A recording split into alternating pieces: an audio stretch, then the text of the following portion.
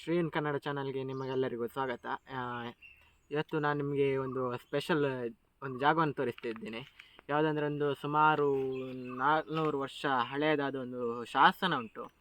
ಆ ಶಾಸನವನ್ನು ನಾನು ನಿಮಗೆ ಇವತ್ತು ತೋರಿಸ್ತೇನೆ. ಅದು ಸ್ವಲ್ಪ ಕಾಡೊಳಗೆ ಇದೆ. ನಾವು ಅಲ್ಲಿಗೆ ಹೋಗಿ ನಮಗೆ ಅದು ಹೇಗೆ ಉಂಟಂತ ಪ್ಲೇಸ್ ಎಲ್ಲ ತೋರಿಸ್ತೇವೆ. ಹೋಗಿ ಬರುವ, ಆ ಪ್ಲೇಸಿಗೆ ಹೋಗಿ ನಿಮಗೆ ಹೇಗೆ ಉಂಟು ಅಂತ ತೋರಿಸ್ತೇನೆ.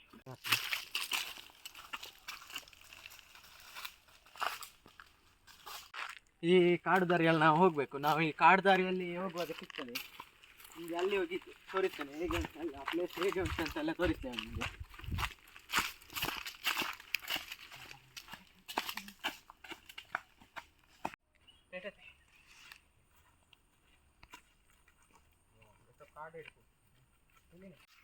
ಇಲ್ಲಿ ಮುಂಚೆ ಎಲ್ಲ ಗದ್ದೆ ಎಲ್ಲ ಇತ್ತಂತೆ. ಮತ್ತೆ ಈ ಪ್ಲೇಸಲ್ಲಿ ಈಗ ಯಾರು ಕೂಡ ಬರುವುದಿಲ್ಲ. ಈಗ ಎಲ್ಲ ಕಾಡು ಪ್ರಾಣಿಗಳು, ಹುಲಿ ಮತ್ತು ಕಾಡು ಕೋಣ ಎಲ್ಲ ಇರ್ತದೆ.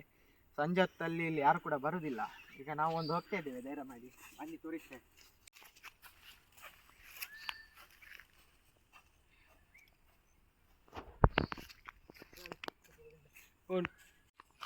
ನಾವು ಆ ಹಳೆಯ ಶಾಸನ ಇರುವಂಥ 400 ವರ್ಷ ಹಳೆಯದಾದಂಥ ಶಾಸನ ಪ್ಲೇಸಿಗೆ ಬಂದಿದ್ದೇವೆ, ತೋರಿಸ್ತೇವೆ. ತುಂಬ ಒಳಗೆ ಉಂಟು.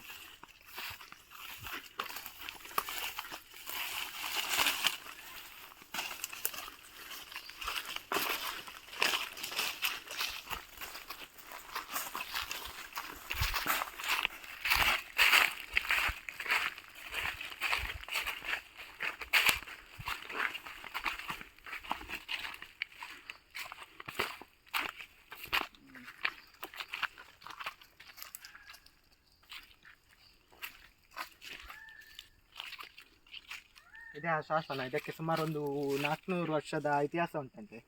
ಇಲ್ಲಿ ಮೊದಲು ಈ ಜಾಗದಲ್ಲಿ ಒಂದು ವೈಷ್ಣವ ಮತಕ್ಕೆ ಸೇರಿದ ಒಂದು ಕುಟುಂಬ ವಾಸ ಮಾಡ್ತಿತ್ತು. ಅಲ್ಲಿಂದ ಆದಮೇಲೆ ಆ ಜಾಗದ ಎಂತೆಲ್ಲ ಯಾರಿಗೆ ಮಾರಿದ್ರು ಅವರದು ಒಳಜಗಳಾಗಿ ಇಲ್ಲಿಂದ ಬಿಟ್ಟು ಹೋಗಿದ್ದಾರಂತೆ. ಇಲ್ಲಿ ಇನ್ನೂ ಹಲವರೆಲ್ಲ ಈ ಮನೆಯದು ಅವಶೇಷಗಳು ಉಂಟು. ಕಡೆಯು ಅರೆಯುವ ಕಲ್ಲು ಮತ್ತು ಇನ್ನು ಹಲವಾರು ಎಲ್ಲ ಐಟಮ್ಸ್ ಇದೆ. ಅದನ್ನು ನಾವು ನಿಮಗೆ ತೋರಿಸ್ತೇವೆ ಇನ್ನೊಂದು ಪಾರ್ಟ್ 2 ಅಲ್ಲಿ. ಅದು ಬೇಕಾದರೆ ನೀವು ಪಾರ್ಟ್ 2 ಅಂತ ಕಮೆಂಟ್ ಮಾಡಿ. ಇಲ್ಲಿ ನೋಡ್ಬೋದು, ಇಲ್ಲಿ ಒಂದು ಶಿವಲಿಂಗದ್ದು, ಆದಮೇಲೆ ಇಲ್ಲಿ ದೀಪ, ನಂದಿ, ಸೂರ್ಯ, ಚಂದ್ರ ಎಲ್ಲ ಕಾಣ್ಬೋದು. ಇದು ಸಂಸ್ಕೃತ ಭಾಷೆಯಲ್ಲಿ ಉಂಟಂತ ಹೇಳ್ತಾರೆ. ಹಾಗೆ ಅಲ್ಲಿ ಒಂದು ಬಾವಿ, ಹಳೆಯದಾದ ಒಂದು ಬಾವಿ ಮತ್ತು ಒಂದು ಮನೆಯೆಲ್ಲ ಒಂದು ಅವಶೇಷಗಳೆಲ್ಲ ಉಂಟು. ಅದನ್ನು ನೋಡ್ಬೇಕು, ಇನ್ನೊಮ್ಮೆ ತೋರಿಸ್ತೇವೆ. ಯಾಕಂದರೆ ಇನ್ನು ಸಂಜೆ ಹೊತ್ತಲ್ಲಿ ಜಾಸ್ತಿ ಯಾರು ಕೂಡ ಹೋಗೋದಿಲ್ಲ ಆ ಕಡೆ. ನಾವು ಕೂಡ ಅದಕ್ಕೆ ಹೋಗೋದಿಲ್ಲ. ನೀವು ಕೂಡ ನೋಡ್ಬೇಕಂತಿದ್ರೆ ಪಾರ್ಟ್ 2 ಅಂತ ಕಮೆಂಟ್ ಹಾಕಿ.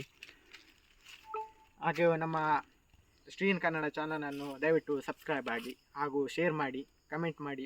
ಇದರ ಬಗ್ಗೆ ಇನ್ನೊಂದು 2ನೇ ಪಾರ್ಟ್ ಬೇಕಾದರೆ ನೀವು ಪಾರ್ಟ್ 2 ಅಂತ ಕಮೆಂಟ್ ಮಾಡಿ. ಇಂತಹ ಹೆಚ್ಚಿನ ವಿಡಿಯೋಗಳಿಗಾಗಿ